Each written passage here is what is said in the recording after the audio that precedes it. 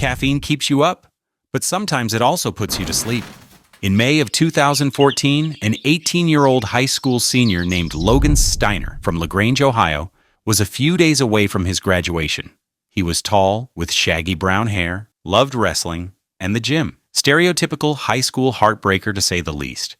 And behind every handsome and muscular man is his protein powder. Few hours earlier, his friend had ordered something online, a bag of bulk caffeine powder, perfectly legal, cheap, and sold by a third party through Amazon's marketplace. The friend scooped some into a plastic baggie and shared it to Logan. It looked... That morning, Logan wanted a kick before the day started, like stronger coffee. He scooped out some with an ordinary kitchen spoon, but this powder was later found out that just a single teaspoon of it is equal to nearly 30 cups of coffee. The difference between awake and dead is barely a pinch.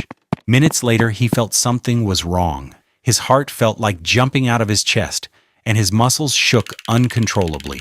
He rushed back to the kitchen to look at the ingredients. But as his breathing grew shallow and vision went blur, he collapsed to the ground, foam bubbling at his lips.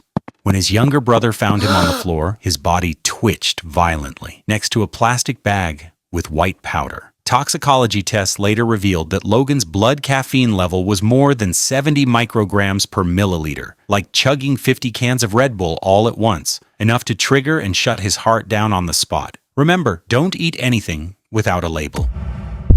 Coffee, at worst, they burn your tongue or lips. But in 2012, in India, one can possibly burn from your upper to lower lips. There was a country-made coffee machine in old-school coffee shops, or just old coffee shops. Most of them are badly maintained. Inside, water was heated under pressure to brew faster. Normally, a release valve would bleed off extra steam. But in one shop, the machine's valve was jammed and corroded. Same time, a 21-year-old man, standing about 4 meters away, was struck in the head by a piece of flying metal the size of a thumb. It hit him squarely in the skull, tearing through the left side of his head and lodging deep inside his brain. He dropped to the floor immediately. 4 others nearby were thrown off their feet. Hot water and coffee splashed across the room, burning faces and necks. When emergency teams arrived, the young man was already gone. The autopsy later described a fractured skull, brain bleeding, shattered ribs, and deep burn marks across his chest, classic signs of a blast injury. It's the kind of injury usually reserved for victims, not coffee drinkers.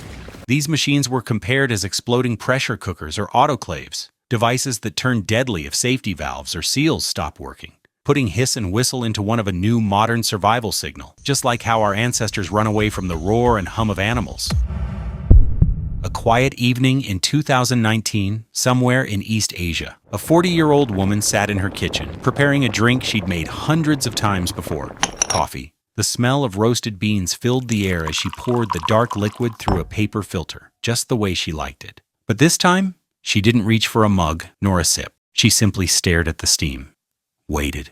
She let it cool down completely. No sugar, no milk, just half a liter of plain black coffee, left to sit until it was room temperature.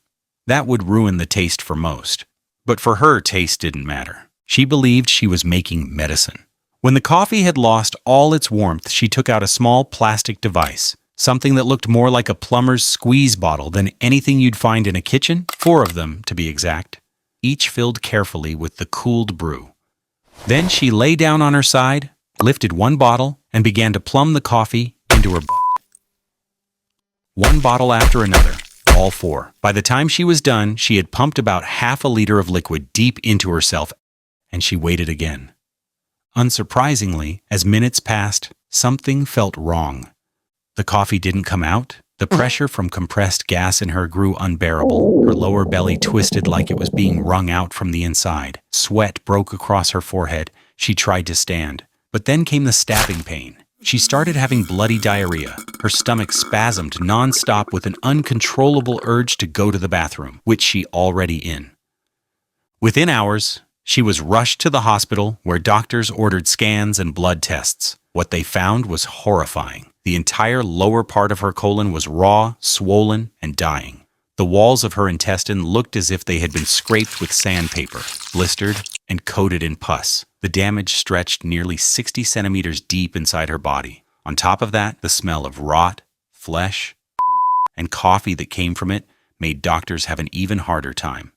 For days, she lay in the hospital, fighting off infection and pain while doctors tried to keep her colon from collapsing completely. And after nearly 2 weeks, she went home.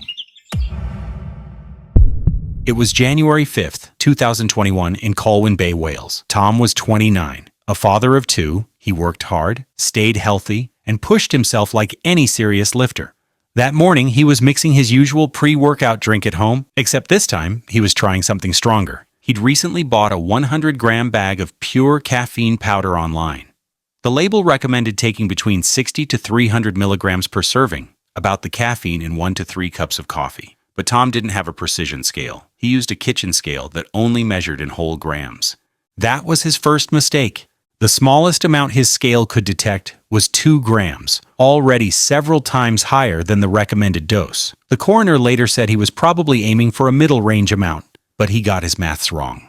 Instead of a normal boost, Tom had just mixed himself a dose estimated at 5 grams of caffeine powder, the same as nearly 200 cups of coffee in one drink. Moments after finishing the mix, he felt it. His chest tightened. His heart began slamming inside his ribs like it was trying to escape. He clutched his chest and gasped to his wife that something was wrong. Then foam started spilling from his mouth.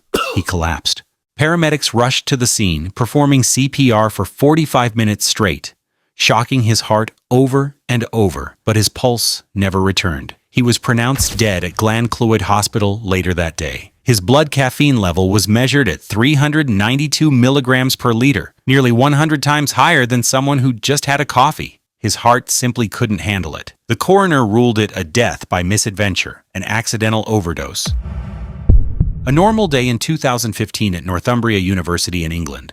A sports science practical designed to test how caffeine affects athletic performance. 2 second-year students volunteered, fit, young, and eager to take part. The plan was harmless enough. Give each participant 0.3 grams of caffeine, about the same as a strong cup of coffee, and measure how it changed their exercise results. That's what was supposed to happen. The lab had switched from using caffeine tablets to pure caffeine powder, a substance so potent that a spoonful can be lethal. The technician punched the numbers into his phone and missed a decimal point.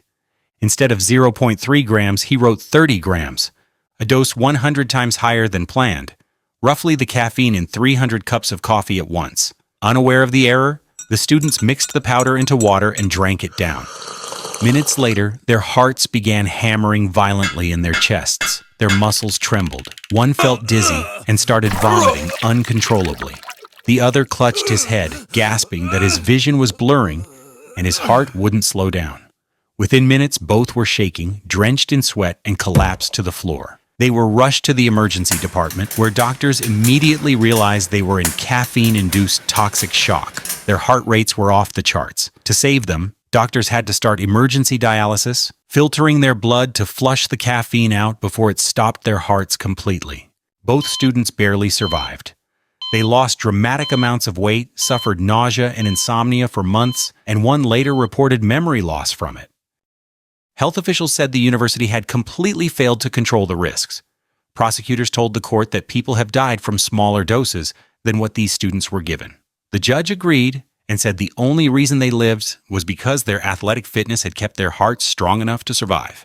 But don't consider yourself so lucky, because one other way to call a coffee addict is a drug addict. Stay safe, and I'll see you in the next.